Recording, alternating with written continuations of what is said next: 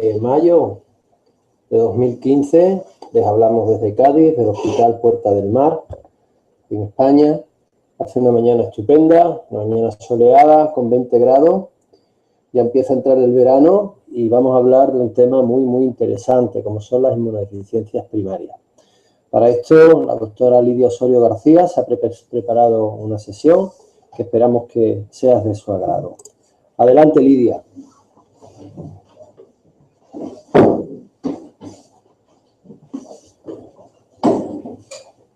Buenos días, gracias Mario por la presentación. Bueno, a continuación hablaremos de inmunodeficiencias primarias. Bueno, la causa la mayoría de las veces es genética y son más frecuentes las enfermedades autosómicas recesivas que las ligadas al X. Tiene una incidencia muy baja entre los nacidos vivos, siendo el déficit más frecuente el de inmunoglobulina A, que se da en 1 de cada 500 personas. Las inmunodeficiencias ocurren cuando hay un defecto cualitativo o cuantitativo del sistema inmune. Se alteran sus funciones y, por lo tanto, da una serie de síntomas que ahora veremos. Estas patologías las suelen diagnosticar o bien los pediatras cuando ven los niños con tantas infecciones de repetición o bien los médicos de atención primaria. Y siempre es necesario tener un alto índice de sospecha y estar muy atentos sobre estas patologías para poder detectarlas a tiempo y poder poner tratamiento adecuado. Bueno, en cuanto al sistema inmune, tenemos dos tipos de inmunidad, la innata y la adaptativa o específica. La inmunidad innata la tenemos desde el nacimiento, es la más primitiva del organismo y está compuesta por todas las barreras y epitelios del organismo, por células como los macrófagos, los linfocitos NK y por una serie de sustancias como el complemento, las lisosomas, etc. Y la inmunidad adaptativa es la inmunidad específica, la que se va creando poco a poco con los distintos contactos con el antígeno. Es mucho más específica que la anterior y está compuesta por linfocitos B, productores de anticuerpos, y por linfocitos T. Bueno, en cuanto a la patogenia, estas patologías ocurren por mutaciones en los genes que codifican ciertos componentes del sistema inmune. Actualmente se han visto que hay más de 120 defectos genéticos, y siendo la mayoría de ellos defectos en la inmunidad humoral, más del 50% de los casos. La clínica sobre todo cursan con infecciones, aparte de otras patologías derivadas como enfermedades autoinmunes, alergias o neoplasias. Y suelen debutar la mayoría en las edades tempranas de la vida, cuando los niños son muy pequeñitos. Bueno, se estima que hay muchísimas inmunodeficiencias primarias que se dividen en muchos tipos, como vemos aquí en la imagen. Pueden ser las de tipo humoral, por déficit de anticuerpos, de tipo celular, combinadas por déficit de células T, por alteración de los fagocitos, del complemento, de la inmunidad innata, incluso autoinflamatorias y autoinmunes. Bueno, y hablar un poco de las inmunodeficiencias secundarias, que son las más frecuentes en nuestro medio. Estas tienen lugar por cosas tan frecuentes como infección, tipo VIH o por inmunodeficiencia, por inmunosupresores, por malnutrición, por estrés, cirugía, trauma, enfermedades genéticas y metabólicas. Bueno, en cuanto a la inmunodeficiencia, son manifestaciones clínicas que obligan a descartarlas y que serían de sospecha para los médicos de atención primaria o pediatras. Serían más de 10 episodios de otitis media aguda al año, neumonía, 2 o más episodios al año, infecciones graves, 2 o más también, infecciones oportunistas, que no se suelen dar en personas sanas, fenómenos autoinmunitarios que recurren, niños con infecciones recurrentes y rasgos dismórficos, infecciones posteriores a la vacunación con virus vivo o historia familiar de inmunodeficiencia o infecciones recurrentes. Todo esto nos debe hacer poner en alerta y estar más atentos al paciente.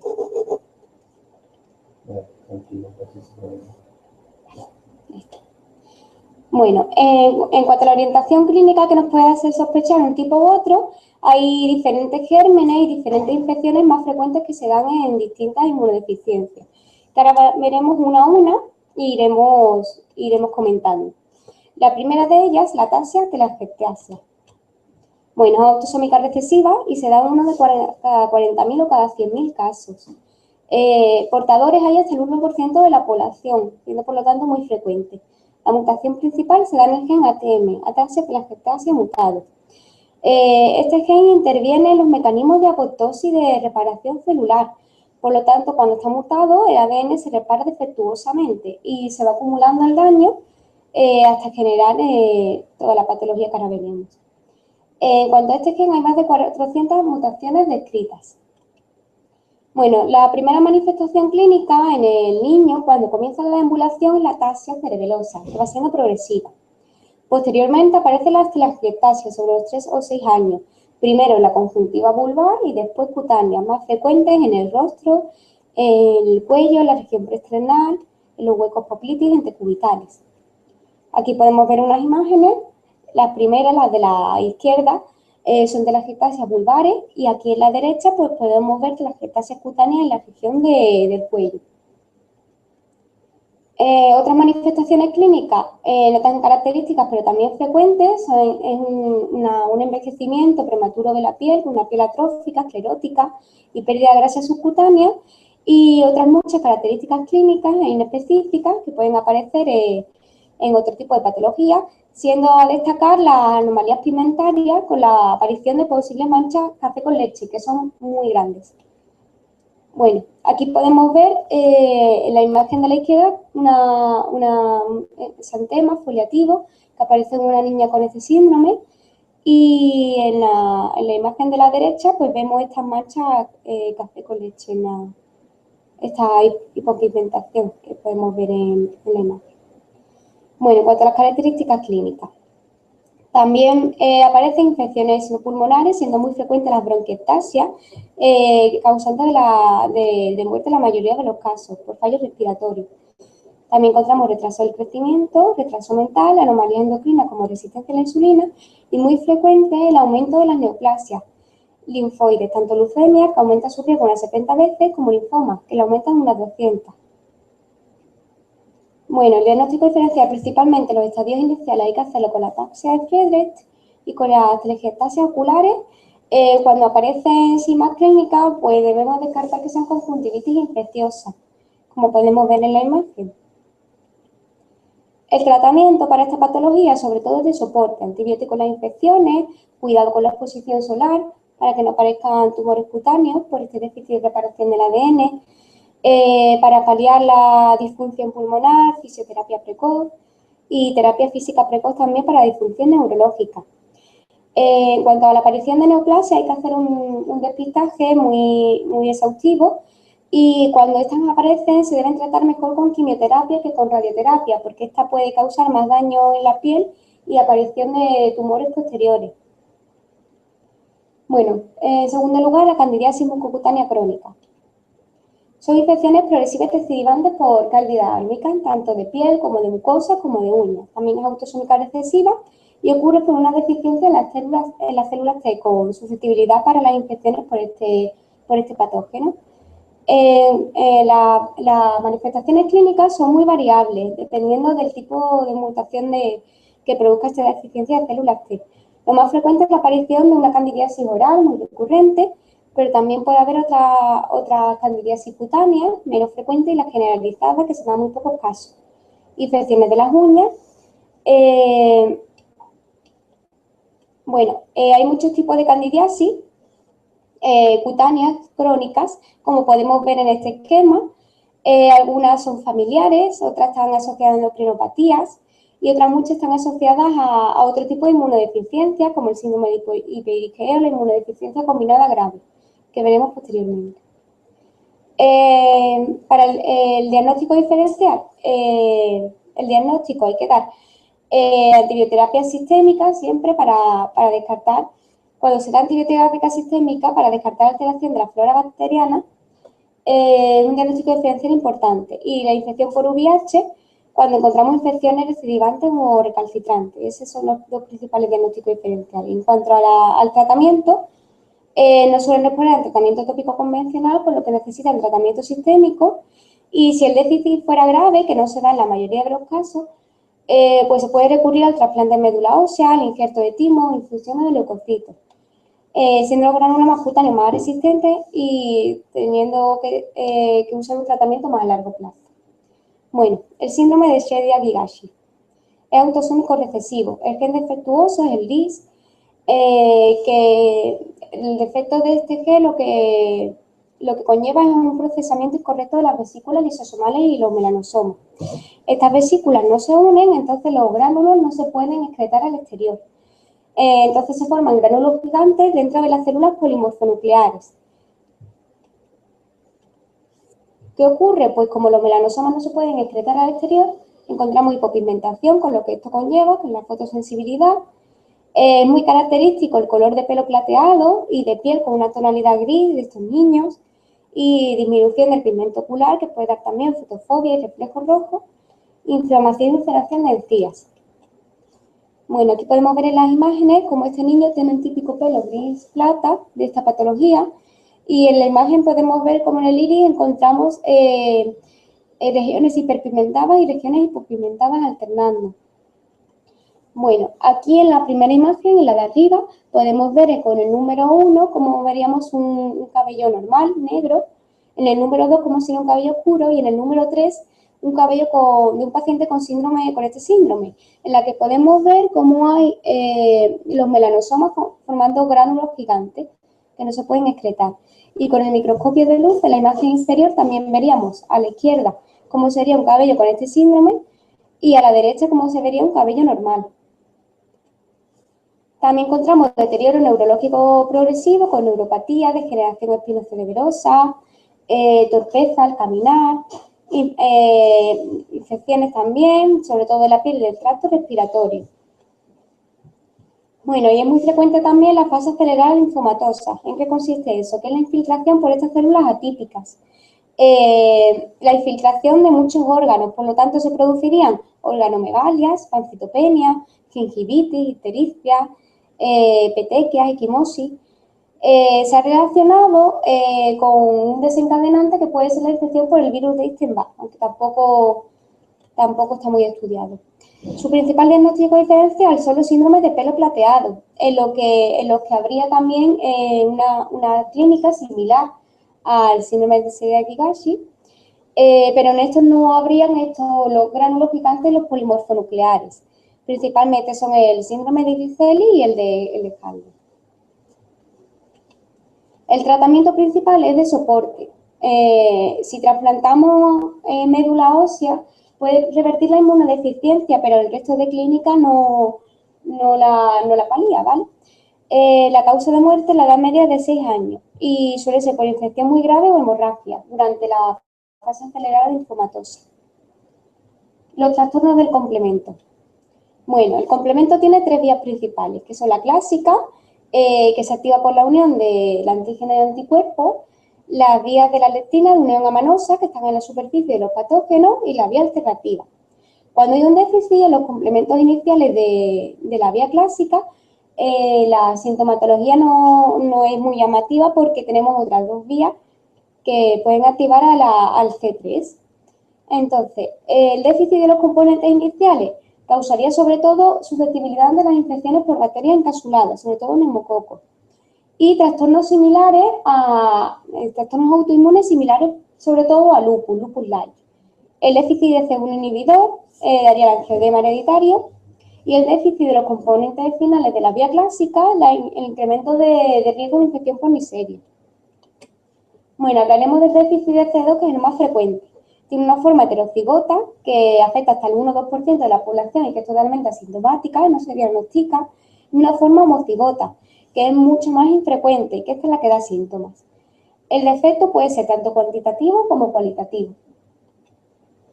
Bueno, en cuanto a las características clínicas, lo más llamativo son la aparición de sintomatología similar al lupus, pero que aparece durante la infancia. Aquí en esta tabla podemos ver las características comunes a un lupus sistémico y al lupus light que aparecería en el déficit de C2, que son la fotosensibilidad, exantema, alopecia, artralgia, fiebre, úlceras, leucopenia, factor reumatoide. Pero luego hay otras muchas características que sugieren que el déficit es de C2 más que un lupus clásico, que es que comienza en niños en una edad más temprana, que las lesiones cutáneas son extensas, las infecciones por bacterias encapsuladas, que la enfermedad renal es leve, los anticuerpos ausentes o bajos. También tenemos, como ya hemos dicho, infecciones por microorganismos encapsulados y otros trastornos inmunitarios que sean distintos del lupus Lyme. En cuanto al tratamiento, casos leves, siempre va a ser conservador. En casos leves, evita la exposición, fotoprotectores y corticoides tópicos. Cuando son más graves, antipalúdicos, corticoides o otros inmunosupresores. Y siempre que haya infección, pues una antibioterapia precoz y contra el germen patógeno causante. Enfermedad granulomatosa crónica de la infancia. Bueno, esta se produce por una incapacidad de las células fagocíticas para eliminar las bacterias intracelulares y los hongos. La mayoría son varones, las 3/4 partes de los casos es por herencia recesiva ligada al X. Y en un 24% de los casos esta patología se hereda de manera autosómica recesiva. Bueno, en cuanto a su patogenia, se produce por una deficiencia en el complejo que podemos ver en la imagen, nicotinamina, dinucleótidos, fosfato oxidasa. Este complejo puede estar alterado en cualquiera de sus componentes y se encarga de transferir electrones al oxígeno para formar el anión superóxido y a raíz de aquí formar otros radicales de oxígeno para eliminar las bacterias, sobre todo las bacterias productoras de mieloperoxidasa. Entonces, cuando hay una deficiencia de este, no se produce el anión superóxido ni estos radicales libres.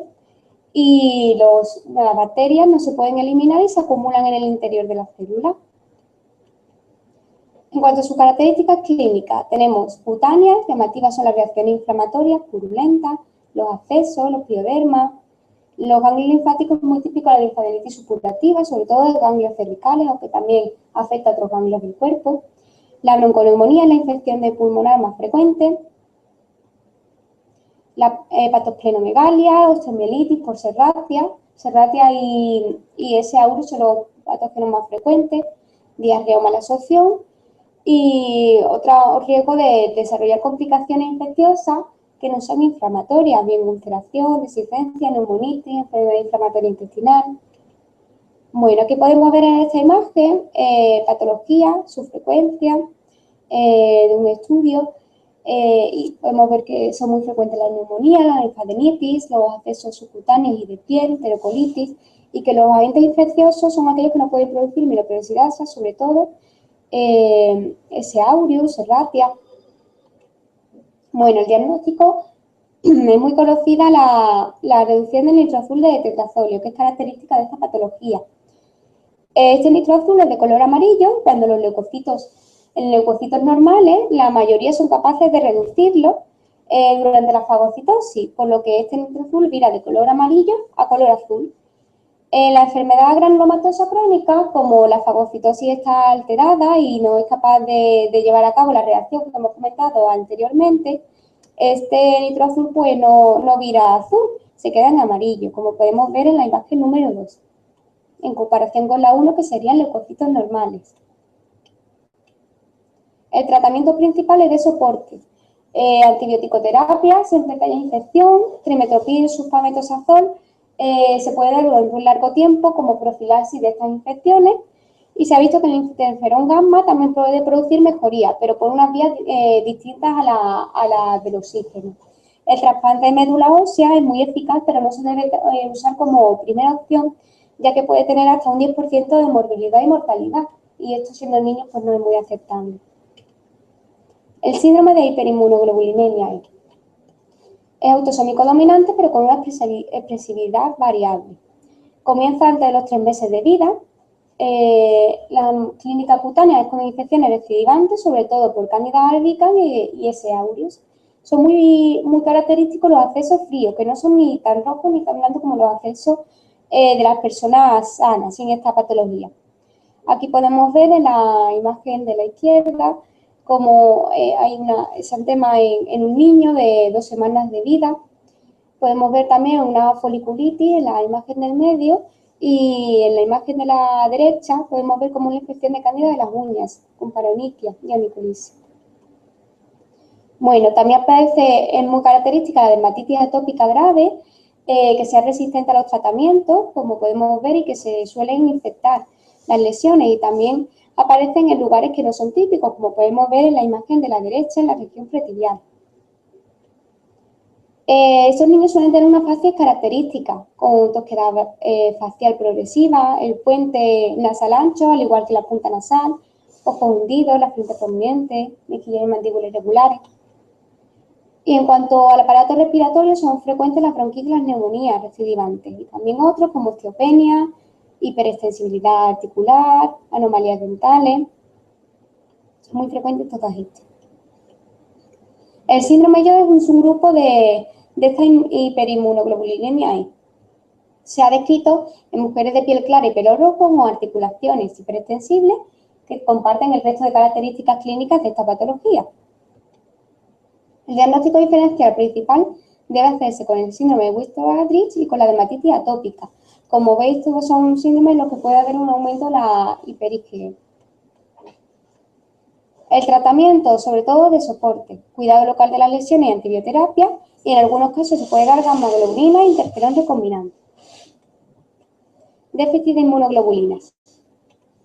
Es lo más frecuente, el déficit selectivo de IgA. Es asintomático en la mayoría de los casos, pero en un 15% de los pacientes puede dar síntomas, como infecciones pulmonares, gastroenteritis o trastornos autoinmunitarios en un tercio de los casos, tipo lupus, vitíligo. Estos pacientes, la mitad de ellos, tienen anticuerpos anti-IgA. Por lo tanto, está contraindicado las transfusiones sanguíneas para no provocar una reacción anafiláctica y gamma-globulina intravenosa. Bueno, después tenemos la hipogamma-globulinemia ligada al sexo de Bruton. El 90% recesivo ligado al X y el 10% autosómico recesivo. Por lo tanto, la mayoría de estos pacientes van a ser varones. También es un déficit infrecuente. Aquí el problema está en una tirosina cinasa que se encarga de la maduración y la proliferación de los linfocitos B, sobre todo en el estadio de pre-B a B inmaduro, en la médula ósea. Por lo tanto, no se generan los linfocitos B maduros, no llegan a madurar, no llegan ni siquiera a estar inmaduros en la médula ósea y no se forman anticuerpos. Por lo tanto, hay una pan-hipogammaglobulinemia. En cuanto a su clínica, aparecen infecciones bacterianas en menores de 1 año de vida, a partir de que los anticuerpos maternos van desapareciendo del organismo del niño. Las infecciones de piel son las más frecuentes por diferentes agentes infecciosos, siendo muy frecuentes los forúnculos y la celulitis. El tratamiento principal es suplir con lo que no tiene el organismo, que son inmunoglobulinas, aparte de los antibióticos en caso de infección. Bueno, y la hipogammaglobulinemia ligada al sexo con síndrome de hiper-IgM tiene otro mecanismo de acción. Bueno, aquí hay un defecto, está en las células T, y es que hay un defecto en el gen que codifica al receptor, al ligando del CD40, que es un receptor de las células T que se une al receptor CD40 de las células B para producir el cambio de tipo de inmunoglobulina. La inmunoglobulina M está en la membrana de estos linfocitos B y al unirse el CD40 con su ligando, esta inmunoglobulina M se transforma en inmunoglobulina G, A y E. Por lo tanto, en este trastorno habría mucha inmunoglobulina M, pero deficiencia del resto. Otros tipos de mutaciones mucho menos frecuentes que asociadas con este síndrome son una autosómica recesiva, que es por déficit de citinida desaminasa, y otras asociadas al gen NEMO, que son mucho más raras, y aparte de toda la clínica que da esta patología, se asocia además con displasia ectodérmica. En cuanto a su clínica, aparecen infecciones bacterianas y virales oportunistas, sobre todo pulmonares y gastrointestinales, hepatomegalia, adenitis cervical, también trastornos autoinmunitarios, aumento del riesgo de linfoma, manifestaciones mucocutáneas de todo tipo, más frecuentes pioderma, verrugas vulgares generalizadas y úlceras. El tratamiento, lo mismo, paliar con lo que no tenemos, que es inmunoglobulinas intravenosas, y antibióticos en caso de infección. El diagnóstico principal diferencial de esta hipogammaglobulinemia sería con la hipogammaglobulinemia transitoria de la infancia. Normalmente los recién nacidos no tienen inmunoglobulinas propias, sino las que tienen son las maternas, las que su madre le cede. Estas van desapareciendo a lo largo de los meses hasta que el niño es capaz de producir sus propias inmunoglobulinas en torno a los 6 meses. Pero hay niños en los que esta inmunoglobulina, su aparición se retrasa hasta los 12 a 18 meses. Entonces hay una hipogammaglobulinemia transitoria que debe ser diagnóstico diferencial de esta. En este caso, habría un retraso precoz del crecimiento, también infecciones, diarrea, pioderma, pero en la mayoría de los casos se resuelven espontáneamente. La inmunodeficiencia variable común. Es un grupo heterogéneo de patologías en las que puede haber un defecto tanto en la inmunidad humoral como celular. Esto no se inicia en la infancia, sino tiene una edad media de inicio de 29 años.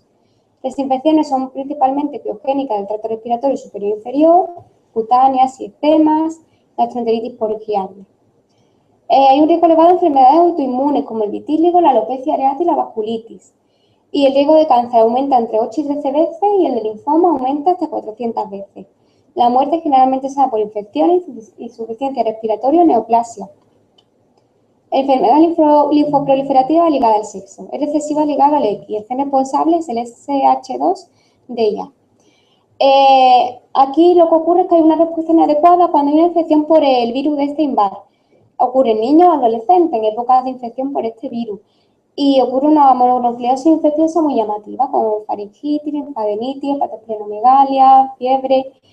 La mayoría de ellos fallecen por linfoma de células B invasivo, que está relacionado con este virus, a menudo con sepsis bacteriana. Deficiencia de adhesión leucocitaria. Bueno, este trastorno es autosómico recesivo. Aquí lo que ocurre es que hay una mutación en el gen CD18, por lo que los leucocitos tienen un defecto en el receptor de membrana y no se pueden adherir ni traspasar el endotelio. Por lo tanto, no pueden ir hacia los focos de inflamación fuera de la sangre. Su gravedad es variable, apareciendo infecciones cutáneas múltiples como abscesos y úlceras, que se asemejan al pioderma gangrenoso, porque son incapaces de producir pus, ya que los neutrófilos no pueden migrar fuera de los vasos sanguíneos. Celulitis puede aparecer, las cicatrices son finas o displásicas, infecciones de repetición y gingivitis y periodontitis. Y es muy característico el retraso en la caída del cordón umbilical, y muchas veces lo que nos hace sospechar esta patología. El tratamiento de soporte, antibiótico-terapia adecuada y una buena higiene dental para evitar que la gingivitis y la caída dental. Si el déficit es muy grave, la muerte ocurre antes de los 2 años, pues entonces se necesita un trasplante de médula ósea o de células de cordón umbilical. Si el déficit es leve, pues con un tratamiento de soporte el paciente va hacia adelante. Inmunodeficiencia combinada grave. Bueno, también es muy infrecuente, la mayoría es autosómica recesiva, aunque hay casos también ligados al X, por lo tanto la mayoría también son varones. Esto es un grupo muy heterogéneo de mutaciones en las que puede haber déficit de células T, B y ONK. La mayoría son niños, como ya hemos dicho, por esta herencia. La mutación más frecuente es la que codifica el gamma C, que produce un defecto en el receptor de interleuquina 2. Este defecto produce una ausencia de células T y NK, pero no afecta a los linfocitos B, por lo tanto, estos serían normales. Otra mutación frecuente sería el déficit de adenosina deaminasa. Al fallar esta enzima, pues se acumulan los sustratos anteriores al paso, que son adenosina y deoxinosina, que son tóxicos para los linfocitos inmaduros del timo, por lo que estos mueren antes de que puedan salir y ser efectivos. Otro déficit que se ha descrito es el déficit de complejo mayor de histocompatibilidad de clase 2. Por lo tanto, en este déficit pues tendríamos que el número de células es normal, tanto de células T como de células B, pero estas células son disfuncionales ya que su complejo mayor no funciona y no son incapaces de activar la respuesta. La clínica aparece en los primeros 3-6 meses de vida con infecciones recidivantes, diarrea crónica y retraso del crecimiento. Las manifestaciones cutáneas son muy amplias y muy variables, apareciendo todo tipo de dermatosis. Es importante que haya un aumento del riesgo de enfermedad de infecto contra huésped, sobre todo cuando se hace transfusiones sanguíneas no irradiadas anteriormente. Y ausencia de tejido linfoide, por lo menos palpable. En cuanto al tratamiento, tiene una mortalidad muy elevada en un año si no se interviene. Por lo tanto, mientras que el tratamiento de elección es el trasplante de médula ósea, HLA idéntico. Cuanto más precozmente se haga, más favorable es la respuesta.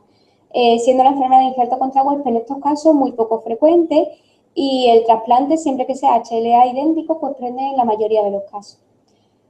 Podemos dar suplementos de enzima ADA o interleuquina-2 recombinante en los casos de que la mutación sea de este tipo. Mientras tanto, tratamiento de soporte, como ya hemos dicho, tratamiento de antibióticos con infecciones, irradiar los productos sanguíneos, no poner vacunas de virus vivos. Bueno, el síndrome de Witt-Chodridge, por último, es de herencia recesiva también ligada al X, por lo que la mayoría de los pacientes son varones. Aparece en caucásico y la patología se produce por una proteína WAS que está mutada.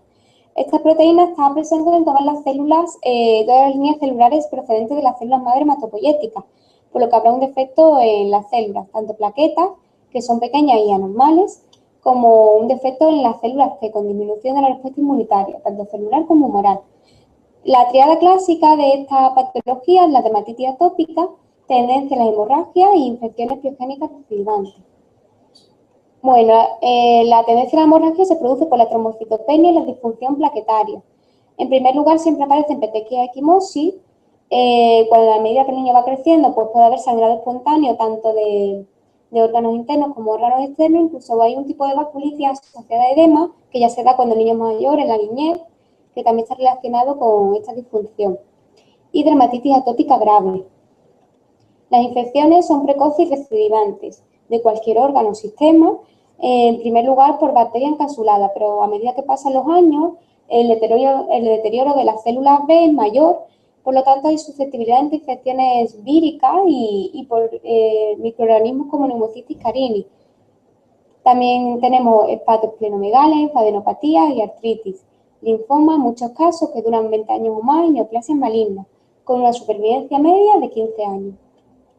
El tratamiento de elección es el trasplante de médula ósea. Cuanto más pronto se haga, antes de los 5 años, el trasplante tiene más posibilidades de éxito. Posterior a los 5 años es menor. Mientras tanto, tratamiento de soporte de las infecciones con antibióticos o gamma-globulina, y para las hemorragias solo en los casos en que sea necesario porque por un preoperatorio o por cualquier situación en la que sea necesaria, pues transfusión de plaquetas. Muchas gracias.